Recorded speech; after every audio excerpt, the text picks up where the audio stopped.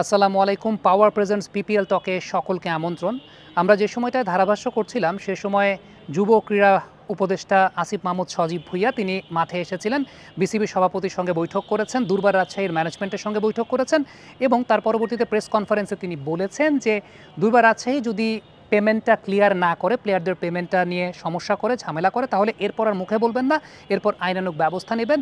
এই জায়গাটায় তাকে অনেক বড় একটা ধন্যবাদ জানাতে হবে এই কারণে যে ক্রিকেটাররা তো আমাদের দেশের সম্পত্তি। ক্রিকেটাররা কিন্তু শুধুমাত্র বাংলাদেশ ক্রিকেট বোর্ডের সম্পত্তি না, ক্রিকেটাররা আমাদের দেশের সম্পত্তি এবং যেহেতু আমাদের দেশের সম্পত্তি তার মানে বাংলাদেশের সরকার ক্রিকেটারদেরকে ওন করছে।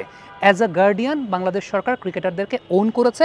দিন শেষে যেমন কিছু সংবাদ আমাদের কাছে এসেছিল যে প্লেয়ারদের সঙ্গে মিসবিহেভ করা হচ্ছে, প্লেয়ারদের টিএ দিয়ে দেওয়া হচ্ছে না, প্লেয়ারদের পেমেন্ট ইস্যু নিয়ে তো একটা মোটামুটি চেক আসে, চেক বাউন্স হয় এবং তার পরবর্তী পর্যায়ে আন্তর্জাতিক অঙ্গনে দেশের নাম খারাপ হচ্ছে এবং সবচেয়ে উল্লেখযোগ্য ব্যাপার প্লেয়ারদেরকে টিএ দিয়ে দেওয়া তো হয় না, আবার প্লেয়ারদের সঙ্গে অনেকটা মালিক শ্রমিক সম্পর্কের মতো বিহেভ করা হয়। সেই জায়গাটা থেকে বাংলাদেশ গভর্নমেন্ট সিরিয়াস হয়েছে। বাংলাদেশ গভর্নমেন্ট সিরিয়াস হয়েছে, প্লেয়ারদেরকে ওই আশ্বস্ততাটা দিচ্ছে যে আমরা তোমাদের সাথে আছি, যেটা মনে হয় বাংলাদেশের প্রত্যেকটা প্লেয়ারের জন্য একটা অনুপ্রেরণার জায়গা। এই বিপিএল আমরা যেমনটা দেখেছি যে দুর্বার রাজশাহী একটা নন প্রফেশনাল আচরণের জায়গা ছিল প্লেয়ার্স পেমেন্ট ইস্যুতে, এবং এখানে সবার আগে দায়ী করতে হবে বাংলাদেশ ক্রিকেট বোর্ডকে। কেন দায়ী করতে হবে? কারণ ভেরিফিকেশনের জায়গাটা, ওকে, একটা ফ্র্যাঞ্চাইজি যখন এসেছে তখন তাদের ভেরিফিকেশনের জায়গাটা, তাদের প্রপার ভেরিফিকেশনের জায়গাটা যে তারা আসলে কেপেবল কিনা প্লেয়ার্স পেমেন্ট দেওয়ার জন্য, তারা আসলে এরকম প্রফেশনাল জায়গাতে ফ্র্যাঞ্চাইজি টেক ওভার করার জন্য অতটা কেপেবল কিনা, এই জায়গাটা আসলে ঠিকঠাক মতো হয় নাই। এটা অস্বীকার করার কোনো উপায় নেই। আমার কাছে মনে হয় এই জায়গায় স্বচ্ছতা থাকাটা খুব গুরুত্বপূর্ণ, যেটা অস্বীকার করার কোনো উপায় নাই। এবং তার পরবর্তী পর্যায়ে যেরকম নন প্রফেশনাল আচরণ করা হয়েছে, আরেকটা খুব গুরুত্বপূর্ণ বিষয় যে বিভিন্ন প্লেয়াররা সংবাদকর্মীদের কাছে পার্সোনালি, অফিসিয়ালি, আনঅফিসিয়ালি তাদের সঙ্গে যে মিসবিহেভ করা হচ্ছে, তাদের টিএ দিয়ে দেওয়া হচ্ছে না, এই সংক্রান্ত ইস্যুগুলো কিন্তু শেয়ারও করেছেন। এবং তারা যখন শেয়ার করেছেন আমার কাছে মনে হয় যে প্রত্যেকটা গণমাধ্যম কর্মী এই জায়গায় সাধুবাদ পাবেন, তারা এই বিষয়গুলো উপস্থাপন করেছেন। এবং তারা যখন উপস্থাপন করেছেন তখনই কিন্তু এটাকে বাংলাদেশ সরকার সিরিয়াসলি নিয়েছে।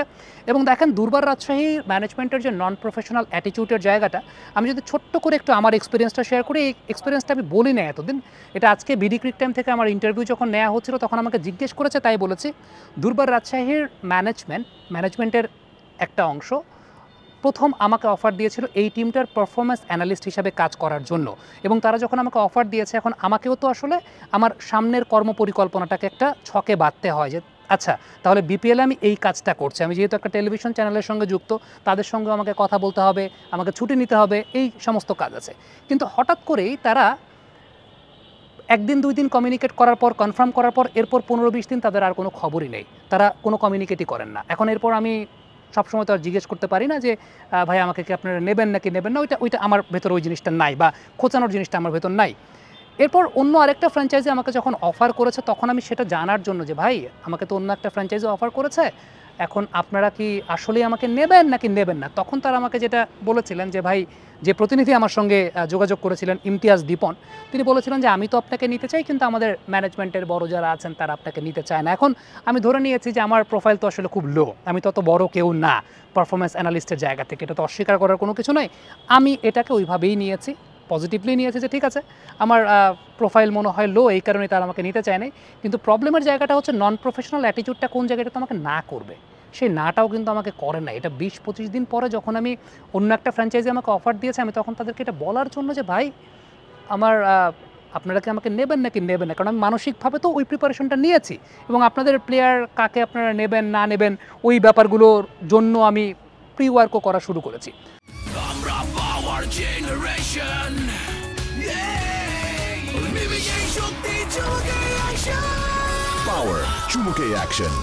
সো তখন যখন বিষয়টা খারাপ লেগেছিল, বাট আমি এটাকে আমার ব্যর্থতা হিসেবে ধরে নিয়েছি যে ওকে ঠিক আছে, আমার প্রোফাইল হয়তো অত হাই না বা আমি অত বড় কেউ না পারফরমেন্স অ্যানালিস্টের জায়গা থেকে।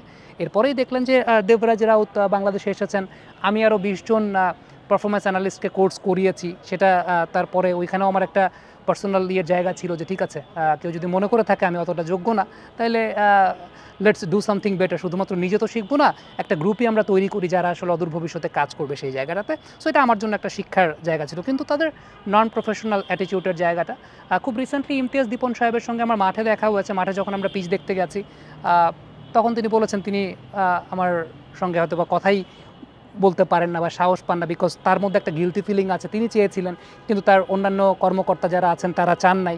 সো ঠিক আছে, হোয়াট এভার ইট ইজ, আল্লাহ যেটা করেন সবসময় ভালোর জন্য করেন। তার চাইতেও আমার কাছে মনে হয় যে গ্ল্যামারাস বা বেটার জায়গাটা বাংলা কমেন্ট্রিতে কিছুটা হলেও আপনাদেরকে আনন্দ দিতে পেরেছে, নিজের স্কিলটা নিয়েও কাজ করার সুযোগ হয়েছে।